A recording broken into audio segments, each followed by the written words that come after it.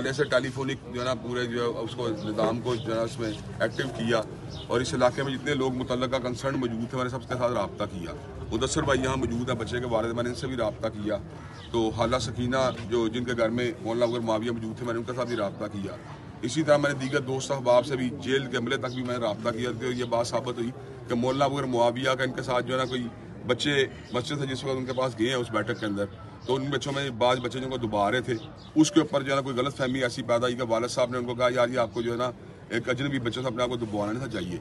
लेकिन हकीकी बात है कि जिनसी ऐसा कोई बेरहरवी का या कोई ऐसा मामला ऐसा उसका इल्ज़ाम नहीं था मौजूद। लेकिन इस बात के ऊपर मौलाना मुआविया ने बजाय इसके कि वो इस बात को कहते हैं कि वाकई ये अजनबी बच्चे ने अगर मुझे दुबाया तो ये बात मुनासिब नहीं है, उन्होंने इस पर जो है ना ओवर एक्टिव हो गए, जिसके ऊपर इनके वालिद साहब जो है ना उनके साथ इनकी तलखी हुई। वो तलखी बढ़ती बढ़ती यहाँ तक पहुँच गई कि मौलाना अबू बकर मुआविया को जेल में जाना पड़ा।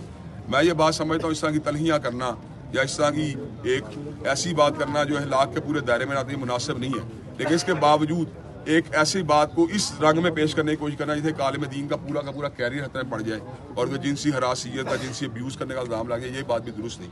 तो इस वाक़े के अंदर मैंने इनके साथ कहा कि अगर आप ये बात समझते हैं और ये बात कहते हैं कि वो जिनसी किसी भी तौर पे ज़्यादती मुलव्वस थे तो फिर हमारी हमदर्दियाँ उनके साथ नहीं है। लेकिन जब उनके वालिद साहब ने कहा ऐसी बात नहीं, भट्ट साहब ने यहाँ पे जो मकसूद भट्ट साहब जो यहाँ पे अमन कमेटी के भी जिम्मेदारान में शामिल होते हैं, जब उन्होंने ये बात की यहाँ पे शहीद दाऊद साहब जो कि PTI के जो है एक नामजद थे, इसी तरह मैंने मौलाना बशीर अदीज़ साहब से पूछा, मौलाना अब्दुल हाजी साहब से पूछा, उन्होंने कहा इस किस्म की बात नहीं। मैं अगर इस किस्म की बात नहीं तो फिर हमें उनको रिलीफ दिलवाने की कोशिश करनी चाहिए। इस मौके पर उन्होंने जब इनसे कम्युनिकेशन की तो उन्होंने कहा जो उन्होंने मुझे हार्ट टॉक किया, हार्श टॉक किया, उसका अजाला होना चाहिए।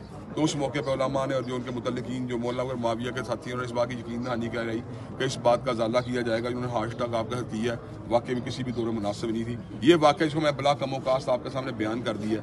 मैं ये बात समझता हूँ जितना किसी ने काम किया उतना उसका एहतसाब होना चाहिए और जो उससे बढ़ के किसी के ऊपर जो इल्ज़ाम लगाना या उसकी करैक्टर असैसिनेशन कर देना ये मुनासिब नहीं है।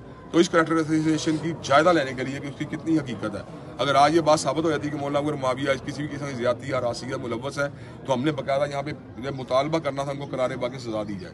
लेकिन चूँकि ये बात तहकीकात से पहले भी यहाँ नहीं और बाद में ये बात साबित हुई है कि इसका वाक़या नहीं है, तो उनके वालिद साहब ने शफकत की है, उन्होंने उनको जो है ना माफ़ी तलाफ़ी देने का जो है ना फैसला किया है। तो मैं इस बात के ऊपर जो है ना उनका शुक्रिया भी अदा करता हूँ। उम्मीद है भट्ट साहब का भी शुक्रिया अदा करता हूँ, मौलाना हिजादी का, मौलाना बशीर अदीज़ साहब का, कुरान और सुन्नत मूवमेंट के भी दोस्त साहब जो यहाँ राय दानियाल भाई दीगर अहबाब, इनका भी शुक्रिया अदा करता हूँ। इंजीनियर मोहम्मद इमरान साहब मेरे साथ लाहौर से, उनका भी शुक्रिया अदा करता हूँ। मैं ये बात समझता हूँ कि उम्मीद की जा रही है कि इंशाल्लाह अगले चंद घंटे या मैक्सिमम कल तक जो है ना मौलाना अबू बकर मुआविया साहब इंशाल्लाह रिहा भी हो जाएंगे और इंशाल्लाह ये मामला जिसका जो एक मुआशरे में गर्दो गुबार उड़ा वो दब जाएगा इंशाल्लाह।